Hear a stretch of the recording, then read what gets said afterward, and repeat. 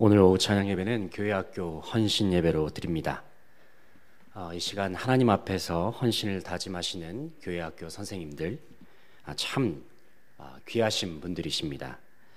물론 교회 내에 있는 모든 봉사하시는 성도님들이 다 귀하십니다. 하지만 오늘은 특별히 교회학교 헌신 예배니만큼 교회학교 선생님들에게 집중하여서 격려와 위로의 말씀을 드리고자 합니다. 참 복음 전하기가 힘들고 많은 학생들이 교회에 나오지 않는 그러한 시대를 우리는 살아가고 있습니다.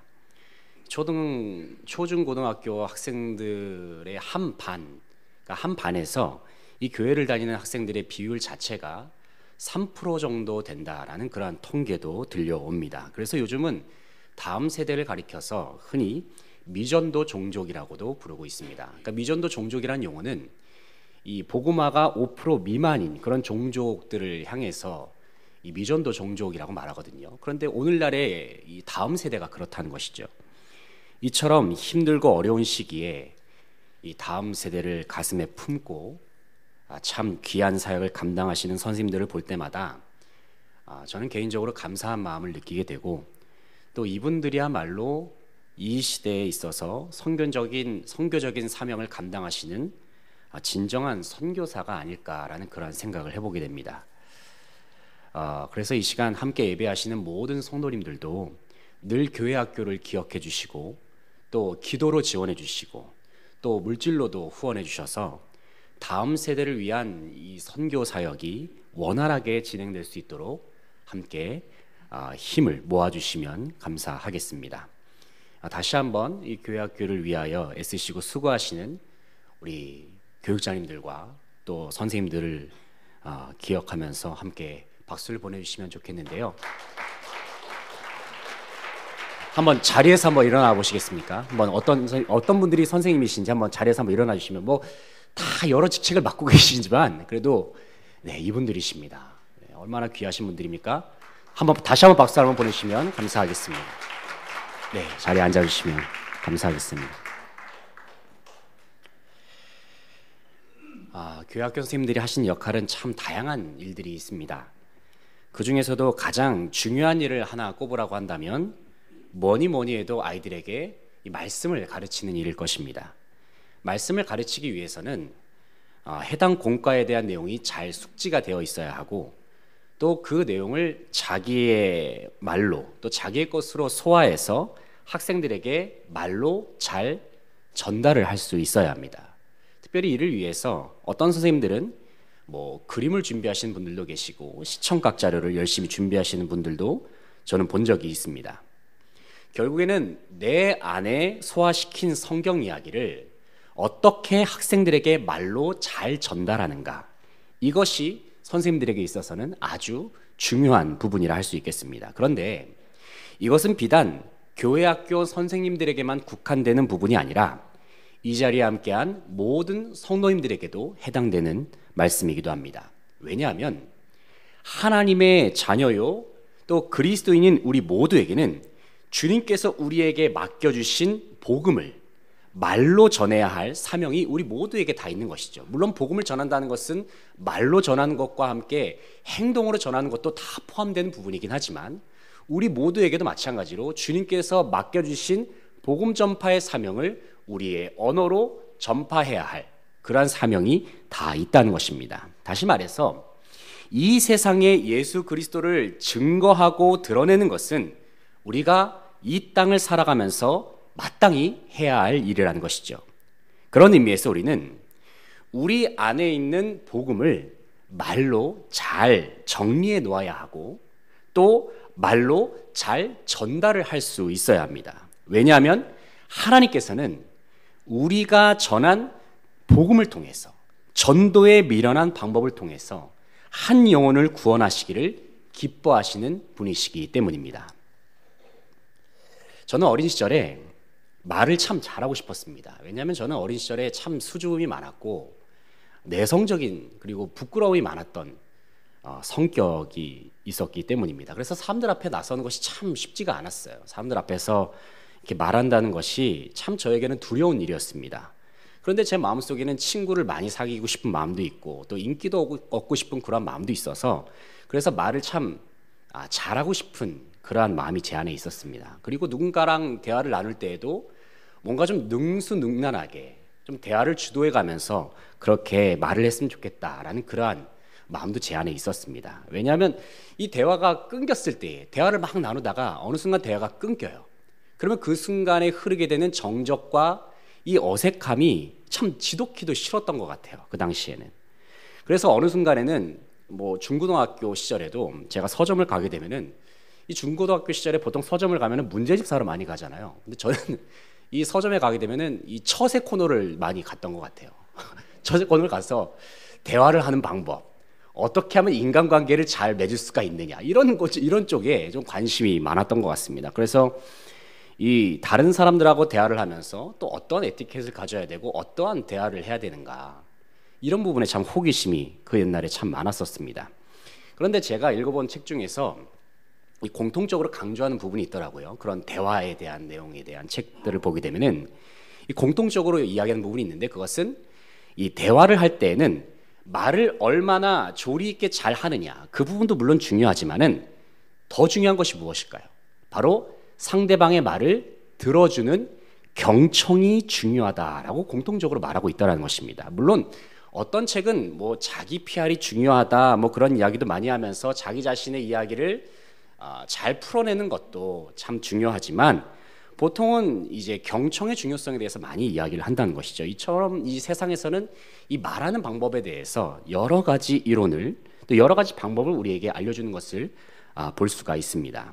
그런데 성경에서도요, 우리가 그리스도인으로서 또 하나님의 자녀로서 우리가 어떠한 말을 하면서 살아야 하는가 여러 구절이 나오고 있는 것을 보게 됩니다. 그리고 우리가 함께 읽어본 오늘 본문 말씀도 우리가 성도로서 교회 안에서 또 우리가 살아가고 있는 삶의 자리에서 어떠한 말을 어떠한 방식으로 해야 하는지를 알려주는 부분이 나온다는 것입니다.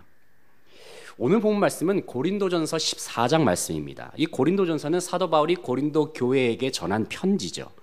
그래서 우리가 고린도전서랑 고린도후서를 읽어보게 되면은 이 당시 고린도 교회 안에 있었던 그 상황이 또 그 안에 있었던 문제가 어떤 종류의 문제들이 있었는지를 우리는 어느 정도 파악을 할 수가 있습니다. 특별히 오늘 본 말씀 14장 말씀은 방언과 예언에 대한 주제로 사도 바울이 편지를 쓰고 있다는 것입니다.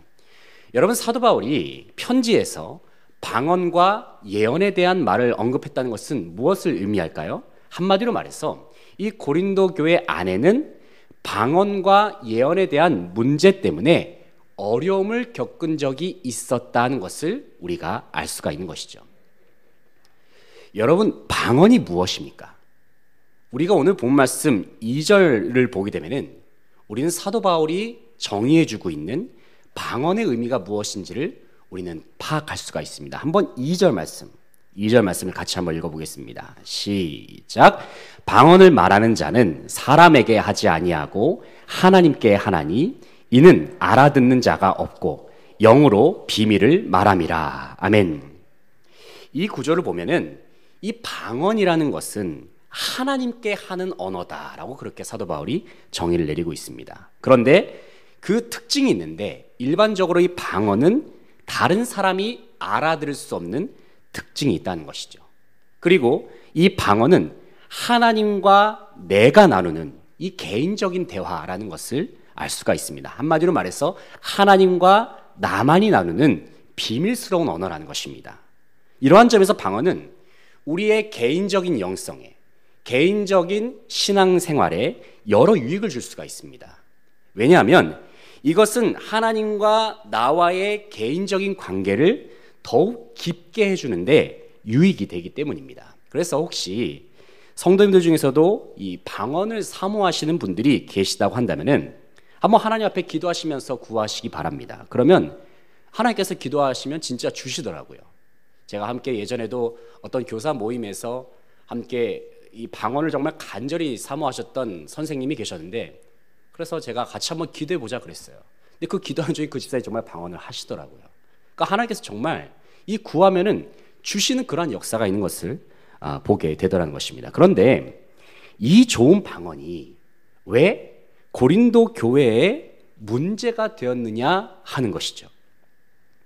왜냐하면 이 고린도 교회 성도들은 너무 지나치게 이 방언을 지나치게 강조했던 경향이 그 안에 있었다라고 하는 것입니다. 즉 방언이면 다 된다라고 하는 그러한 인식이 고린도 교회 안에 있었던 것 같습니다. 그러다 보니까 고린도 교회 안에 여러 가지 무질서한 문제들이 하나하나씩 생기기 시작하는 거예요. 교회 안에서 성도들이 여기저기서 방언을 지나치게 강조하게 되다 보니까, 다시 말해서 하나님과 나만의 관계, 하나님과 나만의 개인적인 관계에만 너무나도 지나치게 강조하다 보니까 서로 간의 아름다운 사랑, 성도들 간의 하나 되는 친교나 교제가 점점 약화되는 것을 보게 되더라는 것입니다. 여러분, 왜 사도 바울이 고린도전서 13장, 바로 앞장 말씀 아니겠습니까? 왜 13장 말씀에서 이 사랑을 강조했을까요? 그것은 고린도 교회의 분위기 자체가 너무나도 개인적인 신앙에만 집중한 나머지 성도들 간의 사랑과 친교가 점점 식어져가는 분위기가 되고 있더라는 것입니다. 그런데 우리는 주님께서 말씀하신 가장 큰 계명이 무엇인지 우리는 기억합니다. 주님께서 우리에게 뭐라고 말씀하셨죠? 하나님만 사랑하라 말씀하셨습니까? 아니죠. 하나님을 사랑하고 내 이웃을 내 몸과 같이 사랑하라. 바로 하나님 사랑, 이웃 사랑을 함께 강조하신 것이 바로 우리 주 예수 그리스도의 말씀 아니겠습니까? 그렇다면 이러한 불균형 상태에 있는 고린도 교회에 대하여서 사도 바울이 내려준 솔루션이 뭘까요? 그것이 무엇이냐면은 바로 오늘 본문 말씀에 나오는 예언입니다. 한번 이 시간 1절 말씀을 같이 한번 읽어보겠습니다. 1절입니다. 시작. 사랑을 추구하며 신령한 것들을 사모하되 특별히 예언을 하려고 하라. 아멘. 여기서 사도 바울은 방언의 은사에 치우쳐 있는 고린도 교회 성도들을 향하여서 특별히 예언을 하라 말씀하고 있습니다. 그렇다면 여기서 이 사도 바울이 말하는 예언이란 무엇일까요? 우리가 흔히 예언이라면 어떤 것이 떠오릅니까? 미래에 대해서 알려주고, 앞으로 일어날 일들이 무엇인지, 앞으로 한 달 후면은 당신은 큰 돈을 벌게 될 것입니다. 이런 종류의 말을 의미하는 것일까요? 그러나 사실 여기서 말하는 예언은 그러한 의미가 아닙니다. 본문 말씀에서 말씀하고 있는 이 예언이라고 하는 것은 하나님께서 맡겨주신 말, 하나님께서 맡겨주신 그 마음으로 선포하는 것이 바로 예언입니다. 다시 말해서 하나님께서 나에게 맡겨주신 언어와 하나님의 마음을 가지고 다른 사람을 권면하고 세우고 위로하는 것, 그것이 바로 예언이라는 것을 오늘 본문 말씀이 우리에게 알려주고 있습니다.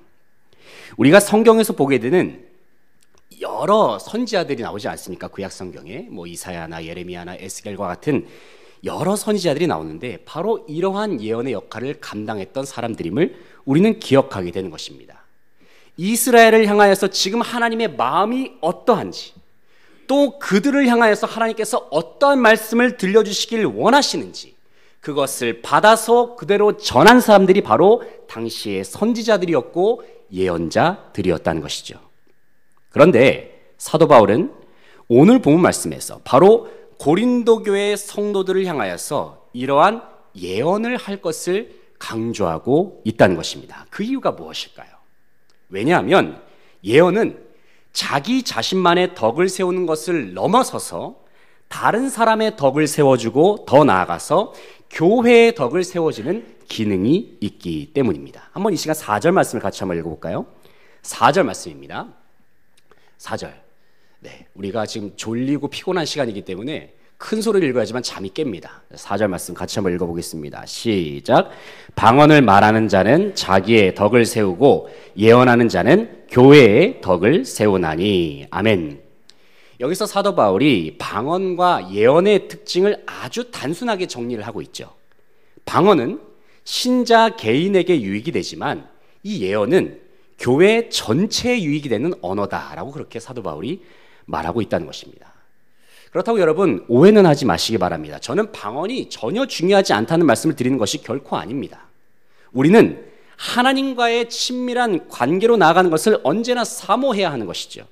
그러나 이 하나님과 나 사이의 친밀함은 우리의 이웃과의 관계, 그리고 공동체 안에서의 관계로까지 더 확장되어야 하는 것입니다. 하나님과 나만의 이 관계라는 것은 내 안에만 가둬둘 것이 아니라 우리의 이웃을 사랑하는 그러한 관계로까지 확장되는 것. 그것이 바로 주님께서 우리 모두에게 원하시는 뜻인 것이죠. 그런데 우리의 공동체를 세우고 우리의 이웃과의 관계를 더욱 돈독하게 해주는 그러한 중요한 기능을 가진 언어가 있는데 바로 그것이 예언이다. 바로 사도 바울이 우리에게 말씀해주고 있습니다. 그렇다면 이러한 예언은 어떻게 해야 하는 것일까? 우리가 오늘 본 말씀을 자세히 살펴보게 되면 우리는 몇 가지 공통적인 원리를 발견할 수가 있습니다. 한번 이 시간 1절 말씀 같이 한번 읽어보겠습니다. 1절입니다. 시작. 사랑을 추구하며 신령한 것들을 사모하되 특별히 예언을 하려고 하라. 아멘. 자, 사도 바울이 1절을 시작하면서 먼저 이렇게 말씀을 하고 있습니다. 무엇을 추구하라고요? 사랑. 여러분, 사랑은 누구의 마음입니까? 하나님의 마음이죠. 하나님은 사랑이시라. 다시 말해서 예언을 하기에 앞서서 우리는 먼저 하나님 아버지의 마음을 기본적으로 품고 있어야 한다는 것입니다. 사랑이 없으면 아무리 좋은 말도 소용이 없다는 거예요. 그래서 고린도전서 13장 1절에서 바울이 뭐라고 말합니까? 내가 사람의 방언과 천사의 말을 할지라도 무엇이 없으면요? 사랑이 없으면 소리나는 구리와 울리는 꽹과리가 되고, 사도 바울이 이렇게 말씀하고 있습니다. 먼저 사랑의 마음이 있어야 한다는 것이죠. 다시 말해서 누군가에게 예언을 할 때에는 내 기준, 내 생각, 내 판단, 내가 가지고 있는 기본적인 마음까지도 다 내려놓고 하나님 아버지의 마음, 하나님의 기준으로 그 사람을 바라보는 것이 먼저 선행되어야 한다는 것입니다. 그리고 하나님께서 상대방에 대하여 주시는 마음, 또 주시고자 하는 언어가 무엇인지 우리는 가만히 기도하면서 귀를 기울여 듣는 것이 먼저 되어야 한다는 것이죠. 여러분, 보통 우리가 교회 예배 시간에 많이 하는 것이 옆 사람 바라보시면서 인사하세요, 이런 것들을 많이 하잖아요. 그런데 사실 이 순서는 옆 사람을 바라볼 때에 그냥 무미건조하게 바라보는 순서가 결코 아닙니다. 이 순서가 별거 아닌 것 같아도 옆에 계신 분을 바라본다는 것은 한번 하나님의 마음으로, 하나님의 시선으로 바라보고 서로를 축복하라는 의미가 있는 그러한 시간이기도 합니다. 저는 개인적으로 저도 이 시간이 너무나도 어색해요. 제가 목회자로서 예배 시간에 저도 이제 옆 사람 바라보세요 이런 거 많이 하지만 사실 저도 이제 막상 이제 그 시간이 되면은 어디에 눈을 둬야 될지 모르겠더라고요. 또 웃어야 되나, 심각한 표정을 바라봐야 되나, 아니면은 뭐 어떻게 해야 되나 고민이 될 때가 많이 있는데, 근데 가만히 이 시간을 생각해 보면은 이 시간은 하나님의 마음으로 서로를 바라보는 시간이거든요. 한번 옆에 계신 분들 한번 바라보십시오. 바라보세요. 예, 바라보시면 다 이렇거든요. 자, 예, 방금 이제 정시환 교사님이랑 신천우 지사님 서로 어떻게 했냐면은 지금 이러셨거든요. 이게 다 대부분 저희들의 반응이에요. 그런데 이 시간은 물론 이제 이것이 형식적인 시간일 수도 있지만은 서로를 주님의 마음으로, 주님의 사랑으로 바라보는 시간이거든요. 옆 사람을 바라보셨을 때 여러분은 어떠한 생각이 드십니까? 그런데 여기서 중요한 것은 무엇이냐면은 내가 상대방을 어떻게 바라보고 내가 상대방을 어떻게 생각하느냐, 이것은 둘째 문제라는 거예요. 우리가 기도하면서 구할 것은 무엇이냐면 지금 하나님께서 지금 내 앞에 계신 분들을 어떻게 생각하실까? 하나님은 무조건적인 사랑을 갖고 계신 분이시고 무한하신 사랑을 가지고 계신, 그러니까 하나님이 사랑 그 자체이시잖아요. 그렇다면 하나님은 이분을 어떻게 바라보시고 또 하나님이라면은 지금 내 앞에 계신 이분에게 어떠한 말씀을 해주시길 원하실까? 한번 조용히 기도하면서 구해 보는 것입니다. 그리고 하나님께서 주신 마음, 그리고 마음 가운데 담겨있는 언어를 그대로 흘려보내듯이 상대방에게 말해주면서 축복해주는 것. 그것이 바로 예언이라는 것이죠. 그런데 예언을 할 때는 몇 가지 원칙이 있습니다. 그 내용이 3절 말씀에 나오는데 한번 3절 말씀을 같이 한번 읽어보겠습니다. 3절입니다. 시작. 그러나 예언하는 자는 사람에게 말하여 덕을 세우며 권면하고 위로하는 것이요. 아멘. 여기서 사도 바울은 예언을 하는 자라고 한다면 상대방에게 예언할 때에 어떻게 해야 하는지 세 가지 기준을 제시해주고 있습니다. 첫 번째가 무엇입니까? 덕을 세울 것. 둘째는 권면할 것. 셋째는 위로할 것. 한번 저를 따라서 해보겠습니까? 덕을 세우자, 권면하자, 위로하자. 우리가 하나님 아버지의 마음으로 덕을 세우고 권면하고 위로하게 될 때에 우리의 공동체가, 우리의 교회가 더욱 아름답게 세워지게 된다는 것입니다. 더 나아가서 우리의 이웃도 또 우리가 전하는 말을 통해서 회복을 경험할 수가 있음을 사도 바울은 우리에게 알려주는 것입니다. 그러니까 예언은 뭐 어떤 특별한 은사가 아니에요. 바로 이러한 마음으로 하나님의 마음을 가지고 상대방의 최고의 것을 바라면서 축복하는 것이 예언인 것이죠. 어떤 중년 여성이 백화점에서 참 마음에 드는 모자를 발견을 했습니다. 그 모자의 색깔이 아주 예쁜 빨간색이었어요. 아주 예쁜 빨간색. 디자인도 요즘 발견할 수 없는 신상 제품이었습니다. 이제 모자를 사서 이제 집에 돌아온 그녀가 이 빨간 모자가 너무나도 마음에 드니까 이 거울을 보면서 한번 이 각도 저 각도로 보면서 이리저리 이렇게 돌아보면서 너무나도 기분 좋아하면서 만족해하고 있었습니다. 이 저녁이 되자 남편이 이제 퇴근해서 집에 돌아왔는데 이 남편이 참 무뚝뚝한 사람이었습니다. 그런데 남편이 오자마자 부인이 그래도 너무나도 기분이 좋은 나머지 빨간 모자를 그대로 쓴 채로 남편을 맞이합니다. 그리고 남편에게 이렇게 물어봅니다. 여보, 나 어때? 이 빨간 모자 예쁘지? 이렇게 물어보는 거예요. 그러자 남편이 그 여인에게 이렇게 말을 했대요. 예쁘긴 개뿔, 멸치 대가리에 고추장 찍었냐? 이렇게 얘기를 했다고 합니다.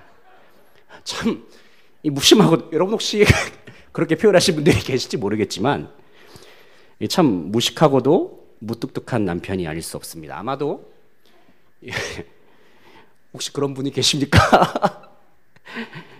오랜 세월 동안 함께 살아온 부부였기 때문에 말하는 것도 점점 편해지고 또 어느 때는 도가 지나친 나머지 이런 표현이 그냥 아무렇지도 않게 자연스럽게 나온 것이 아닌가 생각을 해봅니다. 물론 뭐 이야기가 실화는 아니겠죠. 사실 그런데 이러한 무심한 표현들, 이 무뚝뚝한 표현들은 흔히 가족 간의 관계 속에서 많이 발견할 수가 있습니다. 뭐 오랜 세월 동안 항상 한 집에서 같이 지냈으니까 너무나도 익숙한 사람들이 가족이죠. 그런데 함께 있을 때는 몰랐는데 막상 그 가족이 이 세상을 떠나게 되면 그렇게 아쉬울 수가 없고 또 슬플 수가 없습니다. 그리고 그때서야 우리는 깨닫게 되죠. 가족은 참 소중한 것이구나. 그런 생각을 하게 됩니다. 2000년 4월 9일에 우리 수지광성교회가 창립되었습니다. 어느덧 우리 교회가 20주년을 향해서 달려가고 있더라고요. 우리 옆에 계신 성도님들 다 어떤 분들입니까? 참 오랜 시간 동안 배워왔던 성도님들입니다. 아마 이 정도 됐으면은 그래도 서로의 성격이 어떻고 또 서로가 무엇을 좋아하고 또 무엇을 싫어하는지 어느 정도는 다 파악이 되지 않았을까 싶습니다. 그러니까 가족처럼 우리가 묶여 있는 거예요.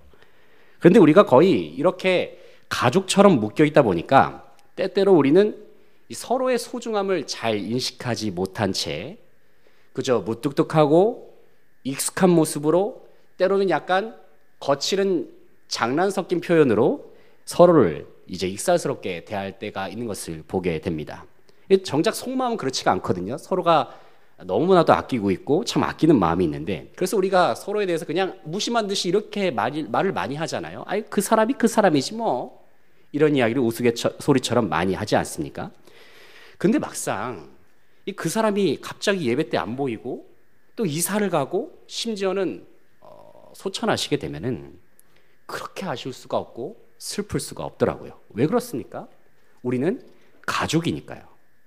그래서요, 우리는 교회에 함께 있을 때에 한마디라도 더 축복해주고 더 많이 위로해주고 권면하고 서로를 세워주는 일에 우리는 힘써야 하는 것입니다. 왜냐하면 생각해보면 우리가 이 세상에서 함께 있을 시간도 따지고 보면 그리 얼마 남지 않았다라는 그런 생각도 해보게 됩니다. 이 앞에 우리 김수현 집사님 앉아 계시잖아요. 이전에 오후 찬양 예배 때인가요? 한 2, 3주 전에 김수현 집사님께서 찬양 인도를 하시면서 집사님께서 하셨던 멘트가 참 기억에 남는 멘트가 있었습니다. 뭐라고 말씀하셨냐면은 집사님께서 이렇게 말씀하셨어요. 옆 사람 한번 바라보세요. 얼마나 놀랍습니까? 이렇게 말씀을 하시는 거예요. 그때 서로 다 바라보셨잖아요. 서로 다 바라보셨는데 그때 막 바라보셔서 이러면서 이렇게 다 바라보셨죠. 또 그때도 방금 정희찬 교사님처럼 이렇게 다 이렇게 바라보셨잖아요. 어색한 미소 지으면서 다 그렇게 바라보셨는데 사실 저도 그랬어요. 저도 옆에 집사님 계시고 그때 옆에 주영이가 앉아 있었나 그랬는데 축복한다 이러고 말았거든요. 그러니까 이게 잘 안 돼요. 그런데 제 마음속에 꽂혔던 집사님의 멘트가 이거였어요. 얼마나 놀랍습니까? 이 말이 꽂히더라고요. 얼마나 놀랍습니까? 그러니까 생각해보면은 다 매주 보는 사람들 그 사람이잖아요. 다 지금 다 옆에 또 그 집사님 앉아 계시고 그 권사님 앉아 계시고 그 자리에 다 앉아 계세요. 다 김두장 권사님 여기 여전히 앞에서 아멘 그 소리를 외치시고 계시고 너무 좋아요. 저는 개인적으로 이 권사님의 이 아멘 소리가 저는 너무 이 설교 들을 때마다 아주 힘이 나는데 근데 이게 당연한 게 아닌 거예요. 생각해 보니까 정말 이 집사님 말씀처럼 이게 놀라운 일이거든요.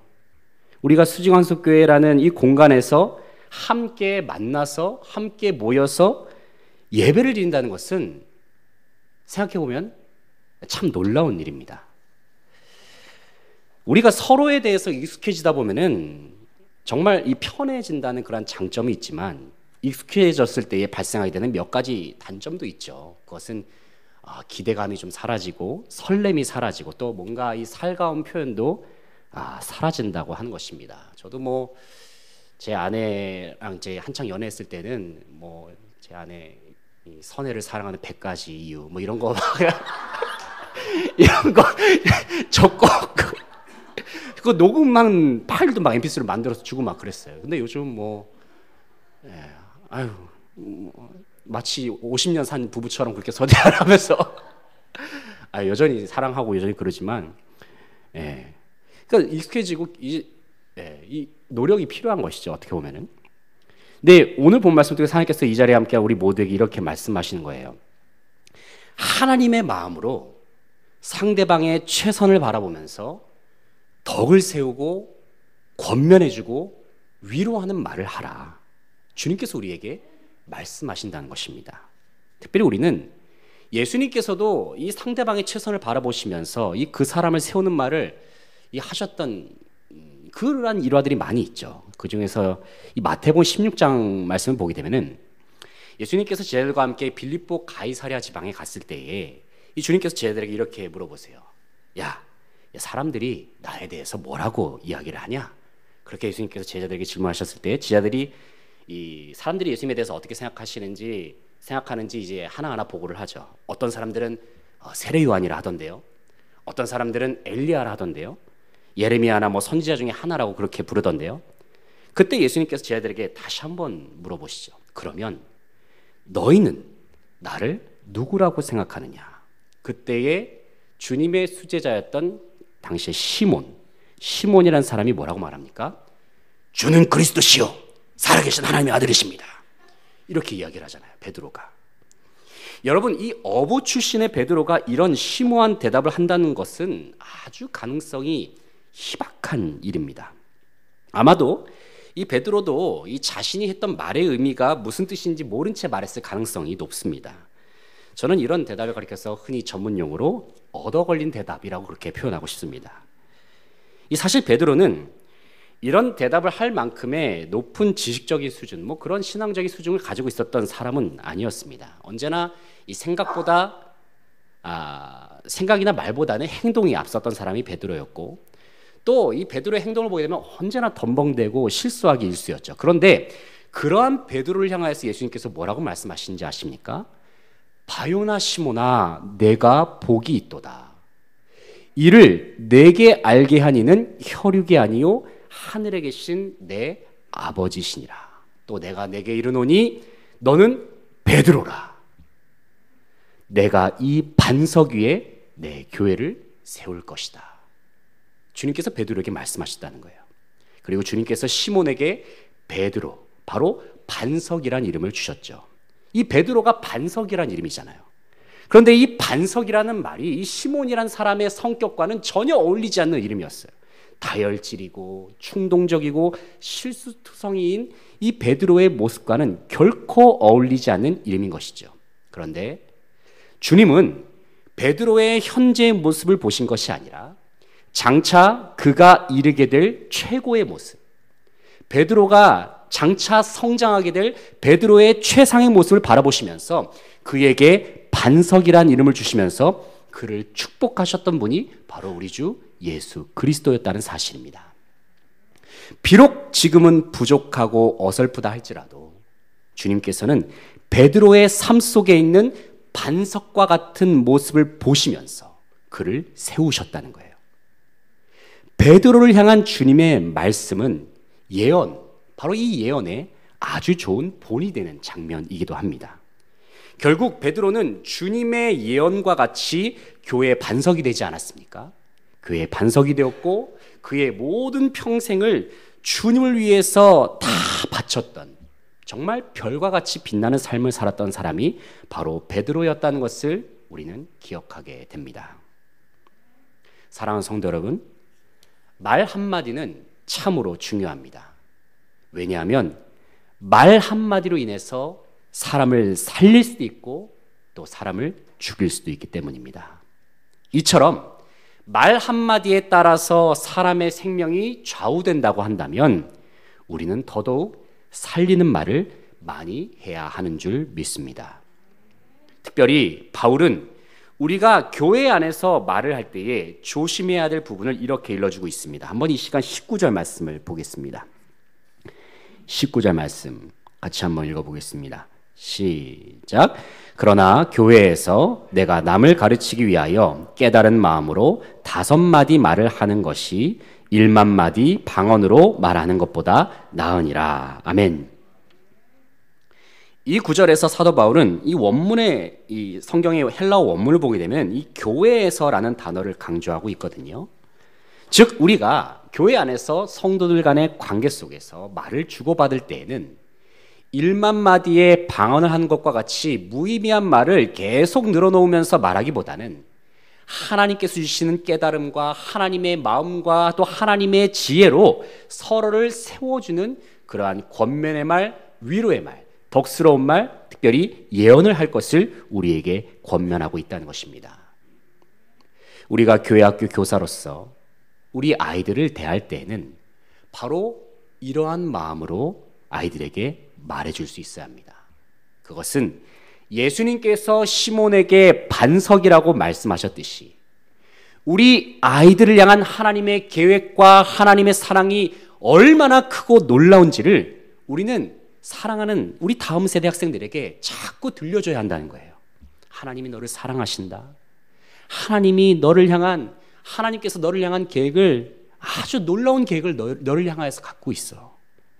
이것은 우리의 구역도 마찬가지고 우리의 교회도 마찬가지고 우리의 가정도 마찬가지입니다. 내 기준, 내 생각, 내 판단으로 말하기보다는 하나님의 마음으로, 하나님의 생각으로, 하나님의 사랑으로 말하고 축복하면서 서로의 덕을 세우고 권면하고 위로하며 나아갈 때에 우리가 속한 공동체는 더욱 건강하고 아름답게 세워지게 되는 줄 믿습니다. 이제 말씀을 정리합니다. 사랑하는 성도 여러분, 하나님은 지금도 여전히 여러분을 사랑하고 계시고 여러분을 향한 놀라운 계획을 갖고 계십니다. 한번 옆에 계신 분들에게 이러한 말로 축복해 주셨으면 좋겠습니다. 하나님께서 당신을 사랑하십니다. 시작.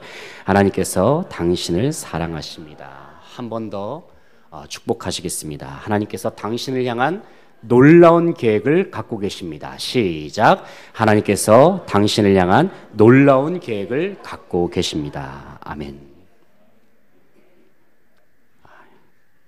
주님의 이름으로 여러분 사랑하고 축복합니다. 하나님께서 진정 여러분을 향한 놀라운 계획을 갖고 계십니다. 그리고 하나님께서는 여러분을 통해서 가난한 영혼, 목마른 영혼을 하나님께서 여러분을 통해서 이 놀라운 구원의 사역을 이루시게 될 줄 믿습니다.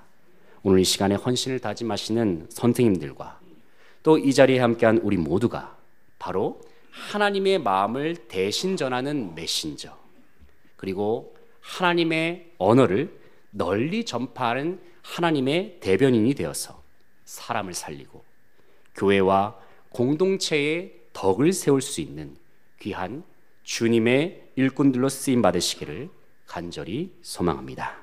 기도하시겠습니다.